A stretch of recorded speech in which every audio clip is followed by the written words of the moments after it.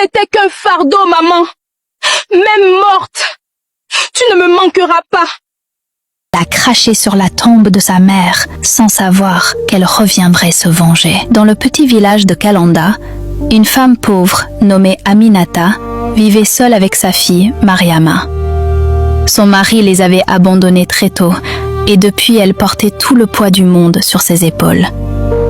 Chaque jour, on la voyait avec un bassin d'eau ou un fagot de bois sur la tête traversant les chemins poussiéreux du village. Elle lavait le linge des autres, vendait un peu de farine ou de manioc pour survivre. Ses mains calleuses racontaient une vie de souffrance, mais son cœur restait rempli d'amour pour sa fille, son unique raison de continuer.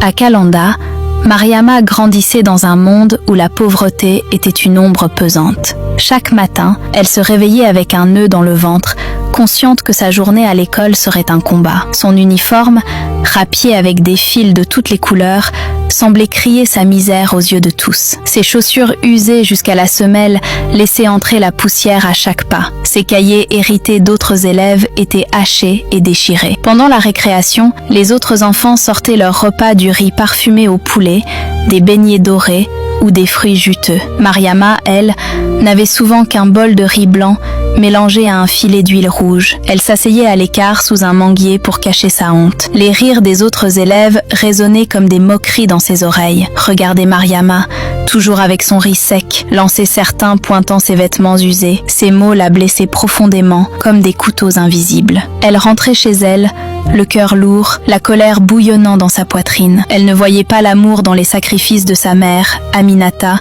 qui se privait pour lui offrir ce peu. Au lieu de cela, elle laissait sa douleur éclater contre celle qu'elle aimait le plus. Le soir, dans leur petite maison en banco, Mariama explosait parfois. « Pourquoi tu m'as mise au monde si tu ne peux rien m'offrir ?» cria-t-elle, les yeux pleins de larmes d'orage. Aminata, assise sur une usée, baissait la tête. Ses mains, abîmées par le travail, tremblaient légèrement, mais la vie n'attendait pas la réconciliation. Les chemins de Kalanda étaient impitoyables. La poussière s'accrochait à chaque foulée et le soleil frappait comme un juge implacable. Aminata connaissait la douleur de chaque pas, de chaque effort. Chaque matin, elle devait trier le linge sale des voisins, négocier avec les marchands pour obtenir un peu de farine, ou se battre pour vendre un petit panier de manioc avant même d'avoir pensé à son propre repas. Les enfants du village, témoins de sa misère, la regardaient parfois avec pitié, parfois avec indifférence. Mais Aminata ne leur en voulait pas. Son seul regard qui comptait était celui de Mariama. Et encore,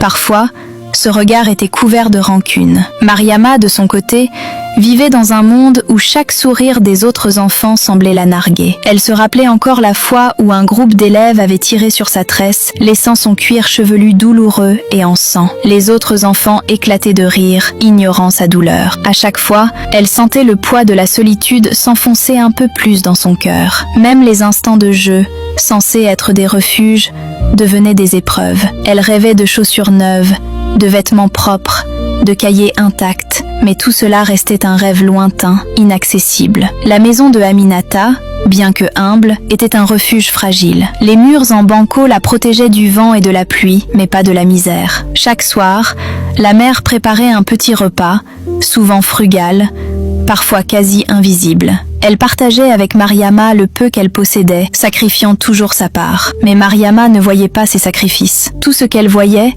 c'était ce qui lui manquait, la douleur, la faim, le rejet. Ses colères, lorsqu'elles éclataient, étaient brutales. Elle lançait des mots qui transperçaient le cœur de sa mère, des mots qu'elle regretterait plus tard. Un jour, alors qu'elle revenait de l'école, les chaussures de Mariama étaient trouées et couvertes de boue. Les passants chuchotaient derrière elle, commentant sa pauvreté avec cruauté. Les moqueries se faisaient plus lourdes. Elle entra dans la maison, jeta son bol vide sur la table et éclata en sanglots. Aminata, épuisée, posa ses mains sur les épaules de sa fille, essayant de la réconforter, mais Mariama repoussa son étreinte. « Tu ne comprends rien, tu ne comprends jamais rien !» cria-t-elle. Les larmes coulaient librement, mais les blessures ne se voyaient pas toujours. Aminata resta silencieuse. Le silence d'Aminata n'était jamais vide, il était rempli de souffrance et d'amour, mais Mariama ne pouvait pas le voir. À cet instant, elle ne voyait que la frustration, la colère et la douleur de sa propre vie. Les nuits à Kalanda étaient calmes,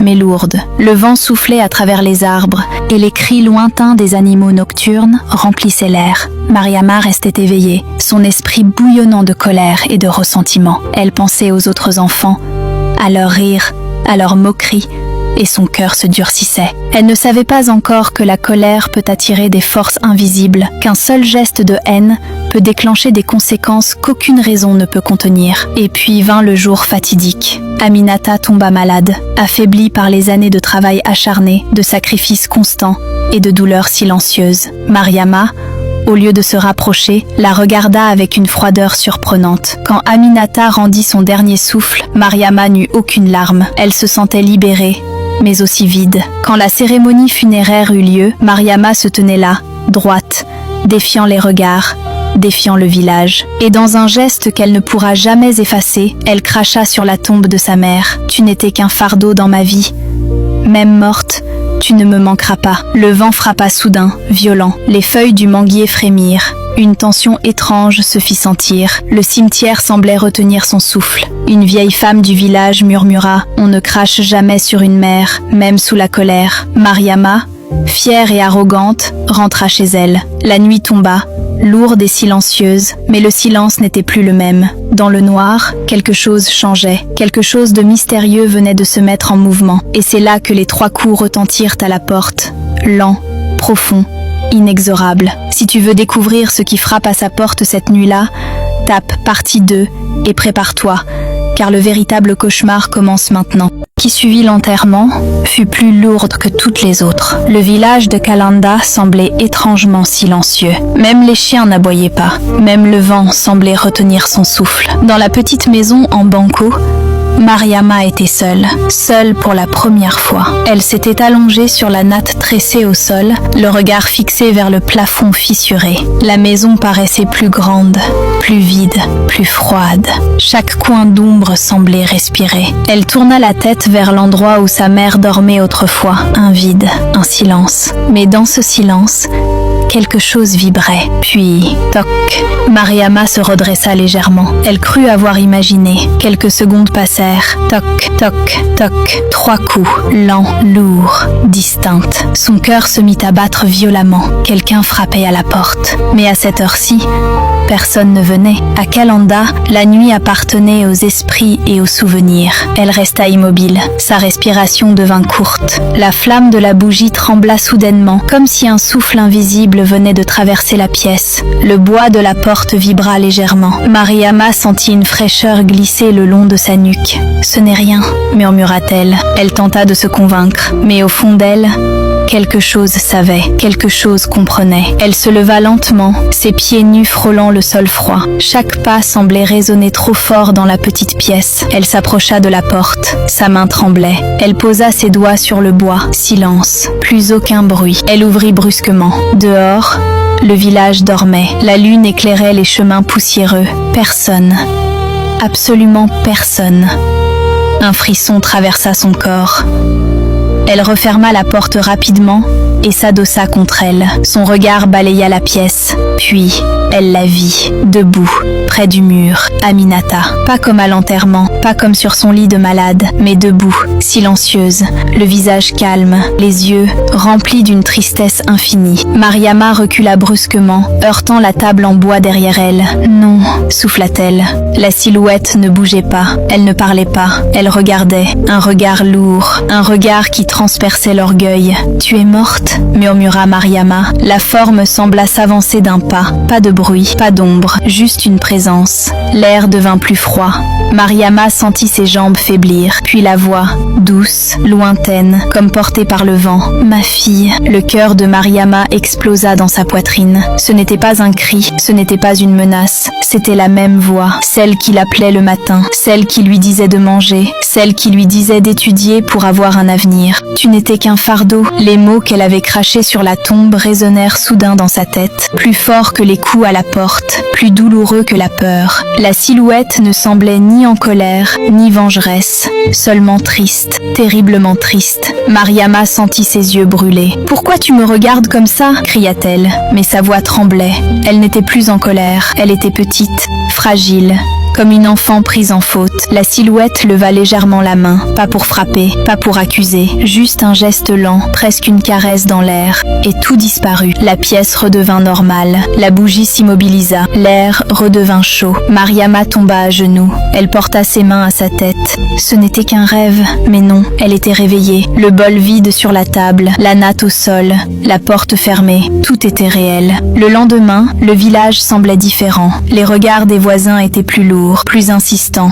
2 femmes âgées chuchotaient près du puits. Un homme détourna les yeux en la croisant. Elle se sentait observée, jugée, ou peut-être était-ce sa conscience. Le soir venu, elle tenta de dormir plus tôt, mais le sommeil ne venait pas. Chaque craquement du bois la faisait sursauter. Chaque souffle de vent semblait murmurer son nom. Elle ferma les yeux et revit le regard. Pas un regard de haine, un regard d'amour blessé. C'était cela le pire. Si l'apparition avait été terrifiante, elle aurait pu se défendre, mais c'était la douceur qui la détruisait. La 3e nuit, un objet tomba brusquement de la table. Mariama se redressa en criant. La petite tasse en métal roulait encore sur le sol. Elle était seule, elle le savait. Et pourtant, elle murmura pour la première fois « Maman ». Le mot resta suspendu dans l'air. Ses lèvres tremblaient, son cœur se fissurait. Elle se leva lentement, sortit de la maison, marcha jusqu'au cimetière. La lune éclairait la tombe encore fraîche. Elle resta debout, longtemps, sans parler. Le vent faisait frissonner les feuilles du manguier. Puis elle s'agenouilla.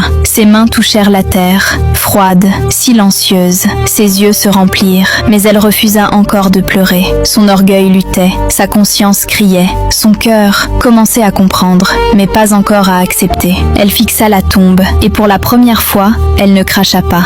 La suivante fut différente. Il n'y eut pas de coup à la porte, pas d'objet qui tombe, pas d'apparition. Et pourtant, Mariama ne dormit pas. Le silence était devenu plus insupportable que le bruit. Elle était assise contre le mur en banco, les genoux serrés contre sa poitrine. La petite maison paraissait immense, sans la respiration douce de sa mère pour l'habiter. Elle repensait à ce regard, pas un regard de vengeance, un regard de tristesse. Et cela la détruisait plus que la peur. Pour la première fois, elle ne se souvenait pas de la pauvreté. Elle ne se souvenait pas du riz sans sauce. Elle ne se souvenait pas des moqueries. Elle se souvenait des mains. Ses mains fissurées, ses mains brûlées par le feu du foyer, ses mains qui lavaient, qui portaient, qui travaillaient sans jamais se plaindre, ses mains qu'elle avait repoussées. Un sanglot lui échappa, petit, presque silencieux, puis un autre, et un autre, jusqu'à ce que son corps tout entier tremble. Elle n'avait jamais pleuré ainsi, pas à l'enterrement, pas en crachant sur la tombe, mais là, seule, dans le noir, elle pleurait. Elle pleurait pour la première fois avec son cœur. Le lendemain matin, le soleil se leva sur Kalanda comme toujours. Le monde continuait. Mais Mariama n'était plus la même. Elle sortit de la maison lentement. Ses pas la conduisirent instinctivement vers le marché, là où sa mère vendait du manioc. Elle resta debout à l'endroit exact où Aminata s'asseyait autrefois. Elle imagina sa silhouette, son dos courbé, son sourire fatigué. Elle ferma les yeux et la vérité frappa enfin. Sa mère n'était pas pauvre, elle était courageuse. Sa mère n'était pas un fardeau, elle était un pilier. Sa mère n'était pas une honte, elle était un sacrifice vivant. Mariama sentit son orgueil se fissurer définitivement. Le soir venu, elle ne retourna pas directement à la maison. Elle marcha jusqu'au cimetière. Le vent soufflait doucement entre les tombes. La terre de la tombe d'Aminata était encore fraîche. Mariama s'arrêta. Longtemps. Son cœur battait fort, mais cette fois, ce n'était pas la peur, c'était la honte. Elle s'agenouilla lentement, ses mains se posèrent sur la terre, froide, silencieuse. « Maman !» Sa voix se brisa. Elle avala difficilement sa salive. « Je t'ai fait du mal. » Les mots sortaient avec difficulté, comme si chaque phrase pesait des tonnes. Je ne voyais pas, je ne comprenais pas. Les larmes coulaient maintenant librement sur ses joues. Tu travaillais pour moi, et moi je te méprisais. Elle baissa la tête jusqu'à toucher presque la terre. Pardonne-moi. Le vent souffla plus fort. Les feuilles du manguier frémirent. Un frisson traversa son corps. Elle ne vit aucune apparition. Elle n'entendit aucune voix, mais elle sentit quelque chose. Pas une présence effrayante. Une paix, une chaleur douce dans sa poitrine, comme si un poids invisible venait de tomber. Elle resta là longtemps, à parler, à demander pardon. Pour la première fois, elle comprenait. Les mots qu'on lance ne disparaissent pas. Ils vivent, ils blessent, ils marquent. Et parfois, ils reviennent hantés. Les jours suivants, le village remarqua le changement. Mariama ne répondait plus avec arrogance. Elle aidait les anciennes femmes à porter l'eau. Elle nettoyait la maison avec soin. Elle parlait doucement.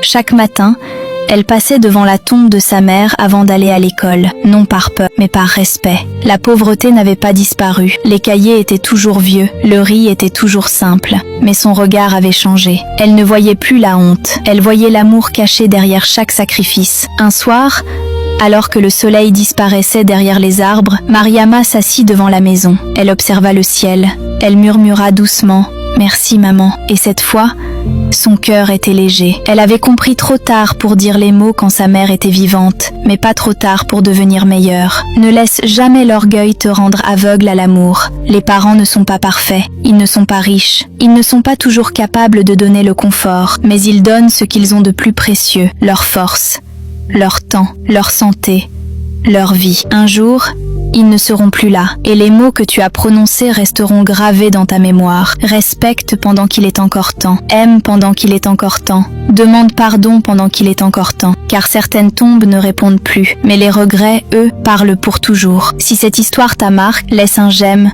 un commentaire, un partage, et surtout, abonne-toi, car ici les histoires ne dorment jamais. Ça, pas assez pour effacer la douleur, mais assez pour la transformer. Le village de Kalanda continuait de vivre comme toujours. Les femmes se rendaient au puits à l'aube, les hommes partaient au champ, les enfants couraient sur les chemins poussiéreux, mais Mariama n'était plus l'enfant qu'ils avaient connu. Elle se levait désormais avant le soleil. La première chose qu'elle faisait n'était plus de se plaindre. Elle balayait la petite maison en banco. Chaque geste était lent, respectueux, presque sacré. Elle repliait soigneusement le pagne brun orangé de sa mère qu'elle avait conservé. Elle le gardait près d'elle, comme un trésor silencieux. Un matin, en touchant le tissu, elle sentit une vague de souvenirs l'envahir. Le rire discret de sa mère, sa façon de tousser doucement en remuant le riz, sa voix fatiguée, mais rassurante. Mariama ferma les yeux. Avant, ses souvenirs la blessaient. Maintenant, il la guidait. Elle se rendit au marché ce jour-là avec un petit panier de manioc qu'elle avait préparé elle-même. Les villageois furent surpris. Certains la regardaient avec compassion, d'autres avec curiosité. Elle s'assit à l'endroit exact où Aminata s'asseyait autrefois. Le soleil tapait fort, la poussière collait à la peau. Elle comprenait enfin ce que sa mère vivait chaque jour. Les heures passaient lentement. Son dos commençait à lui faire mal. Ses jambes devenaient lourdes, mais elle resta, parce que pour la première fois, elle ne cherchait pas à fuir la réalité. Elle voulait l'assumer. Une vieille femme du village s'approcha. C'était l'une de celles qui chuchotaient autrefois. Elle observa Mariama longuement, puis elle dit simplement « Tu ressembles à ta mère aujourd'hui ». Ces mots frappèrent Mariama plus fort que n'importe quelle apparition. Elle ne répondit pas, mais ses yeux brillèrent. Ce soir-là, elle rentra avec peu d'argent, mais le cœur plus grand. Les jours suivants,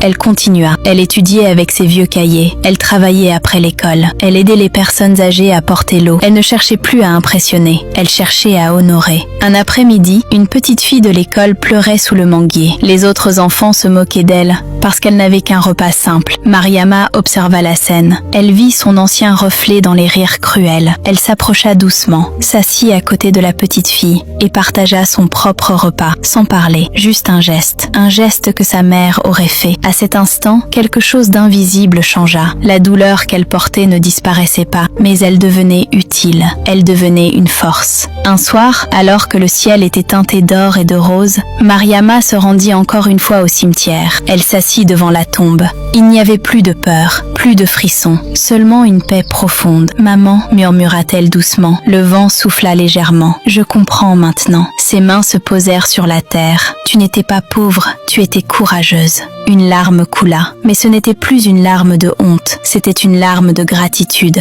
Je ne peux pas effacer mes mots, mais je peux changer mes actes. Elle resta longtemps là, puis se leva. Le soleil disparaissait derrière. Arbre. Sa silhouette était droite, stable, forte. Le village la regardait désormais autrement, non plus comme la fille ingrate, mais comme la fille transformée. Les années passèrent. Mariama devint une jeune femme respectée. Elle continua à travailler, à aider, à encourager les enfants à étudier. Elle racontait parfois son histoire, pas pour se faire plaindre, mais pour prévenir. Un jour, une jeune fille lui demanda « Pourquoi aides-tu autant les autres ?» Mariama sourit doucement. Elle répondit « Parce que j'ai appris trop tard ce que valait l'amour d'une mère. » Le soir venu, seule devant la petite maison maison en banco, devenue plus solide avec le temps, elle leva les yeux vers le ciel. Elle ne vit rien, mais elle sentit tout. L'amour ne meurt pas, il se transforme, il reste, il accompagne, et parfois, il attend que nous soyons assez matures pour le comprendre. Mariama posa sa main sur sa poitrine. Son cœur battait calmement. Elle n'était plus la fille en colère, elle était l'héritage vivant d'un sacrifice. Ne méprise jamais l'amour qui te nourrit, simplement parce qu'il n'est pas luxueux. Ceux qui t'aiment ne te donnent pas toujours l'abondance, mais ils te donnent leur force, leur jeunesse, leur sommeil, leur santé. Les parents ne demandent pas de récompense, ils demandent seulement du respect. Un jour, leurs mains fatiguées ne seront plus là pour te soutenir. Et ce jour-là, tu comprendras peut-être trop tard que la richesse n'était pas dans l'assiette, mais dans le cœur qui la préparait. Aime-les pendant qu'ils respirent, remercie-les pendant qu'ils t'entendent, car les regrets sont lourds, et aucune tombe ne répond aux excuses.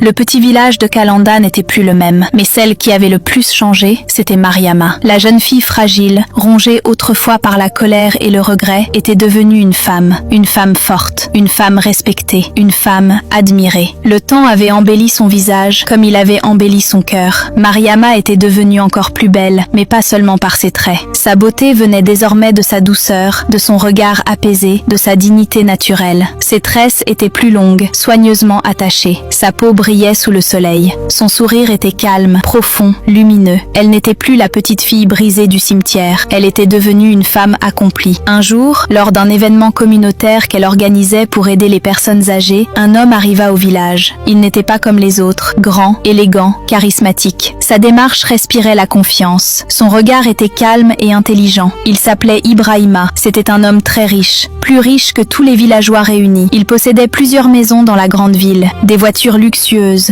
une immense villa aux portes sculptées et aux jardins fleuris, des terrains, des entreprises. Mais ce qui frappa Mariama, ce ne fut pas sa richesse, ce fut sa manière de regarder les autres, avec respect, avec humanité. Ibrahima observa Mariama toute la journée. Il la vit distribuer de la nourriture. Il la vit écouter une vieille femme avec patience. Il la vit s'agenouiller pour parler doucement à un enfant orphelin. Et ce jour-là, il comprit qu'il venait de rencontrer une femme rare. Leur union ne fut pas basée sur l'argent, elle fut basée sur la valeur. Ibrahima demanda la main de Mariama avec honneur. Le mariage fut simple, mais élégant. Le village entier était présent. Cette fois, les regards posés sur elle n'étaient plus des murmures de critique. C'étaient des regards de fierté. Les femmes disaient « Regardez Mariama, elle a grandi ». Les anciens hochaient la tête avec respect. Mariama portait une robe blanche magnifique, simple mais raffinée. Elle rayonnait. Ibrahima, élégant dans son costume traditionnel modernisé, la regardait comme un trésor. Une famille bénie, Dieu les bénit avec 2 enfants, un garçon et une fille. Le garçon avait la force tranquille de son père Ibrahima. La fille avait la douceur lumineuse de sa mère. Mariama était une mère aimante, présente,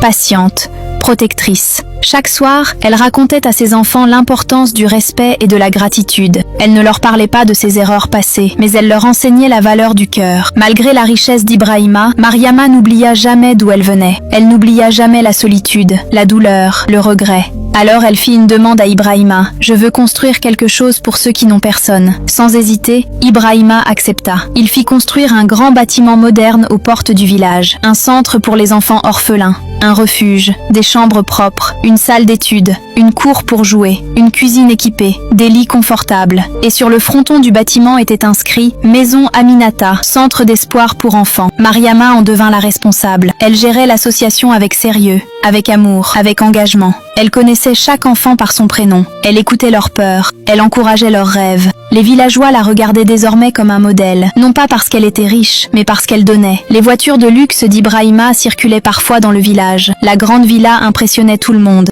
Mais ce qui impressionnait encore plus, c'était l'humilité de Mariama. Elle saluait toujours les anciens. Elle s'asseyait encore parfois devant sa vieille case d'enfance. Elle levait encore les yeux vers le ciel au coucher du soleil. Elle n'avait pas oublié. Un soir, alors qu'elle visitait le centre des orphelins, un petit garçon lui demanda « Pourquoi tu fais tout ça pour nous ?» Elle s'agenouilla et répondit doucement « Parce que quelqu'un m'a appris trop tard ce que signifie aimer ». Ses yeux brillèrent. Mais cette fois, ce n'était pas de tristesse, c'était de reconnaissance. Mariama n'était plus seulement la fille d'Aminata. Elle était devenue un pilier, une lumière, une preuve vivante que l'on peut tomber, mais se relever plus grand. Le village de Kalanda n'était plus connu pour ses rumeurs. Il était connu pour son centre d'orphelins, pour sa solidarité, pour la femme qui qui avait transformé sa douleur en bénédiction. Et toi, crois-tu qu'une personne peut vraiment changer? Écris ton avis en commentaire. Si cette histoire t'a touché, partage-la à quelqu'un qui traverse un moment difficile. Et abonne-toi pour ne pas manquer la prochaine histoire inspirante.